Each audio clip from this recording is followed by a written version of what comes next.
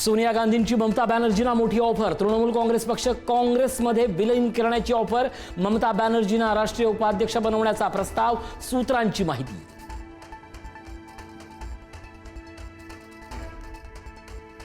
आकड्यांची जुळवाजुळव होत नसल्याने शिंदेंच्या ऑपरेशन टायगरला ब्रेक। ऑपरेशन टायगर राबवण्यासाठी शिवसेनेचा आकडा पूर्ण होण्यासाठी शिंदेंची ठाकरेंच्या खासदाराला मंत्रिपदाची ऑफर।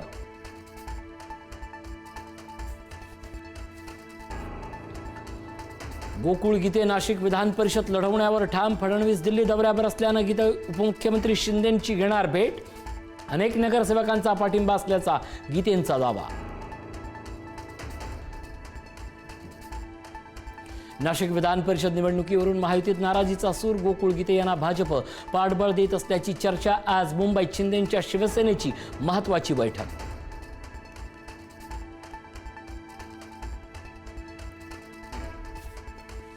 गिरीश महाजनांच्या ऑपरेशन ब्लू स्टारवरील विधानावर भाजपच्या वरिष्ठांची नाराजी। गिरीश महाजनांची भूमिका वैयक्तिक। चहूबाजूने टीकेची झोड उठल्यानंतर भाजपचं स्पष्टीकरण।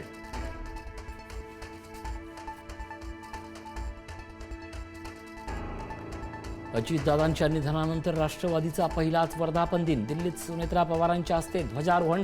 अजितदादांच्या आठवणीत सुनेत्रा पवार भाऊक, तर मुंबईत प्रदेशाध्यक्ष शशिकांत शिंदेंच्या हस्ते ध्वजारोहण।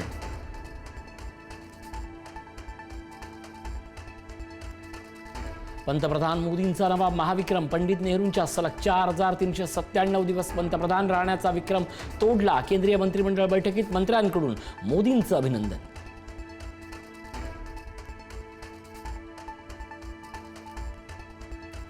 मुंबईत पुन्हा मराठी माणसाला डावलल्याचा प्रकार झाल्याचा आरोप। 25 लाखाच्या पॅकेजच्या जाहिरातीवर फक्त गुजराती मारवाडी उमेदवारांची अट। मराठी एकीकरण समिती आक्रमक। कंपनीला विचारणार जाब।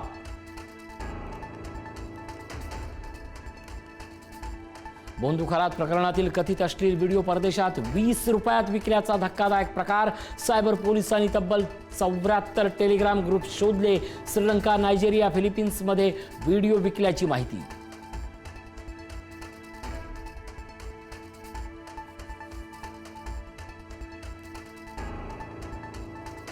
बेस्टच्या ताफ्यातील ऑलेट्रा बसची होणार ब्रेक तपासणी। दादरमधील अपघातानंतर कंपनीला अहवाल सादर करण्याच्या सूचना। ब्रेकसह अन्य यंत्रणा तपासण्याचे निर्देश।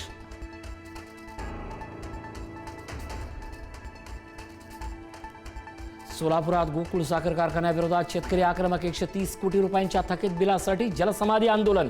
15 दिवसांपासून आंदोलन करूनही तोडगा न निघाल्याने आंदोलक संतापले।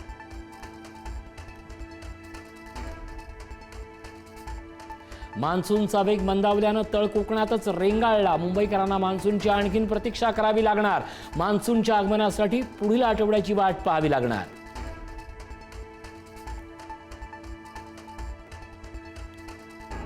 राज्याच्या धरणातील पाणीसाठा चिंताजनक पातळीवर। राज्यातील सर्व धरणांमध्ये सध्या केवळ 25.79% पाणीसाठा शिल्लक। महाराष्ट्रावरील दुष्काळाचं सावट अधिक गडद।